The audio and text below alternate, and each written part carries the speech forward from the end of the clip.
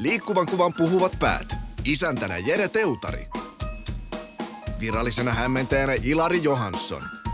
Ja vieraina koko joukko liikkuvan kuvan ammattilaisia. Olkaa hyvät.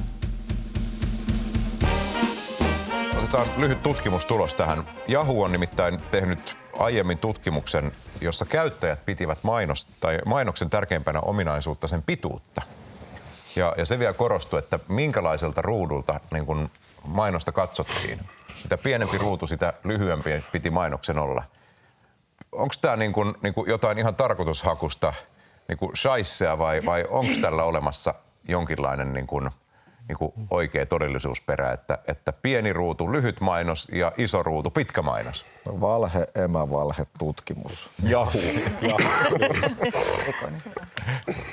Ei toi kuulosta kyllä hirveän tieteelliseltä tutkimukselta millään tavalla. Niin, koska just mitä Tommi sanoi aikaisemmin, niin esimerkiksi Van Damme, joka oli niin kuin Volvo Trucksin varmaan kaikkien aikojen niin menestynein mainospläjäys, niin sitä varmaan tuijotettiin ruudusta huolimatta alusta loppuun, se koko pitkä mainos. Kyllä.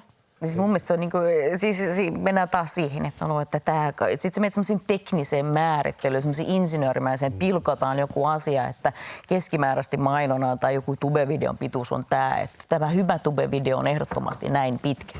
Eihän semmoista ole. Eihän semmoista ei ole. Että ne ihmiset katsoo, jos on hyvä, oli se mainos tai tubevideo tai mikä tahansa sarja, ne sen katsoo, jos se on hyvä. No Epic Split, jota käytit tuossa esimerkkinä, niin totta kai sitä katsottiin sen takia satoja miljoonia kertoja, kun se on törkeän hyvä.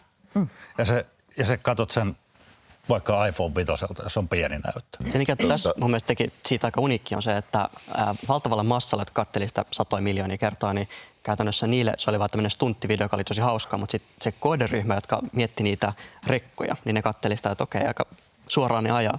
Että se oli sille mielenkiintoisesti rakennettu, aika uniikisti. Muuten tuli mieleen, kun me eilen kysyttiin myös sitä, että mikä on hyvän pituus tai sopiva pituus mainokselta, minkä pituuden mainoksen pitäisi olla, niin lähes kaikki sanoo, että korkeintaan 15 sekuntia, 20 sekuntia. Mutta ainoat mainokset, mitkä kukaan muisti, oli pitkiä mainoksia, yli minuutin mainoksia. Kyllä. Että se oli niin kuin mielenkiintoinen sinällään. Kummastuttaa ylipäätään tässä mainonnan ja markkinoinnin ihmisissä on tietty niin murrosikäisen pojan mielenmaisema. Puhutaan kestosta ja pituudesta. Mitä pienempi näyttö, niin sitä. Niin, kyllä.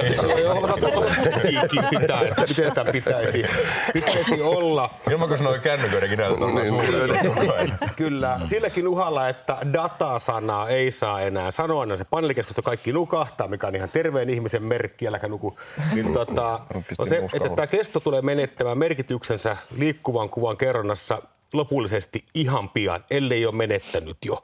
Koska me pystymme muun muassa rakentamaan, me pystymme kertomaan ihmisille näytöksen perään eri digitaalisten välineiden välillä. Nyt tämmöinen data-aikainen, missä voidaan episodeja ketjuttaa toisiinsa, jos on eteenpäin dramaturgia. Me voidaan ihan huoletta kertoa mahtava läskejä storeja, ja kesto voi olla ihan mielipuolinen ihmiselle 5-15 sekunnin pätkissä, jos hän ei muuten ole halukas meidän viestiä vastaanottamaan. Yksi, mikä mielestäni on tosi mielenkiintoista, mitä tässä on nostettu, on se, että jos ei puhuta vaikka ketjuttamisesta, vaan puhutaan viestien personoinnista. Eli tavallaan se, että meillä on data, jonka kautta me tiedetään, että tämä on kiinnostunut tämän tyyppistä asioista tai tämä on tehnyt tämän tyyppisiä. Että jos me tulevaisuudessa varjoidaan niitä call to actioneita tai layereita tai muuta, niin se, että sanotko vielä, mitä ne on? Eli käytännössä mitä siinä videossa näkyy sille kyseiselle henkilölle, että millaisia kehotteita siinä on ja millaisia ehkä personoituja elementtejä siinä on.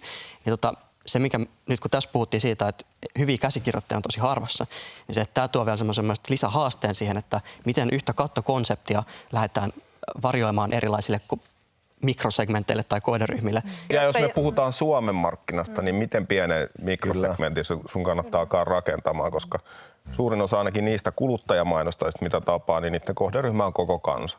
Ei ne ole missään vaiheessa kieltäydy, toi segmentti, mä en mielellä ottaisi niiden fyrkkaa vastaan. Kyllä me halpuutettiin kaikille suomalaisille. Kansainvälisesti on merkittävä asia.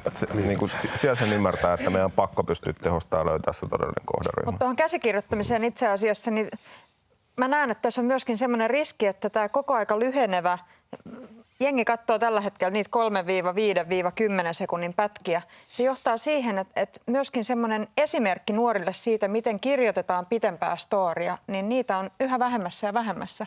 Katon pelkästään omia teini-ikäisiä, niin kyllä se ainekirjoituksen taso siihen, mitä se oli niin kuin omana kouluaikana joskus, niin kyllähän me silloin oltiin totuttu enemmän semmoiseen pitkään tarinankerrontaan ja sitä niin kuin harjoiteltiin ihan eri tavalla.